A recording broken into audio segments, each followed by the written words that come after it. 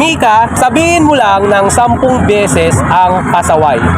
Pasaway, pasaway, Mike, pasaway. Mike. Ay, Sige. Pasaway, pasaway, pasaway, pasaway, pasaway, pasaway, pasaway, pasaway, pasaway.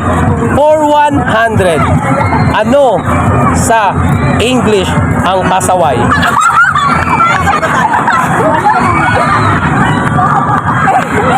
Grabe tawa ng mga kaibigan mo. Hoy, wag kayong maingay. Ano sa English ang pasaway? 100. Ano sa English pasaway? Grabe yung tawa ng mga kaibigan mo.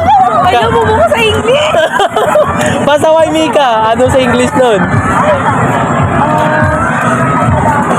Alam mo yung pasaway na word. Ayan. Ano sa English nun? Wait lang, pwede pag-isip. Sige. Oo, pasaway. Stress ako, wait lang. Ako pairam. For 100, ano sa English ang pasaway? Nothing. Ano? Nothing. Naughty? Ikaw, ano sa English ang pasaway? Hindi. Naughty, hindi. Stubborn. Ano na? Stubborn. Stubborn? Stubborn ang sagot. Ano pangalan mo? Rachel po. Rachel, stubborn. Stubborn is correct. 100.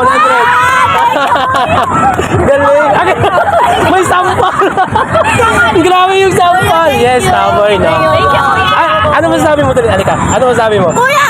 Ay, mga atin kuya, i-follow niyo po siya. Ay, thank you. Okay. Thank you po.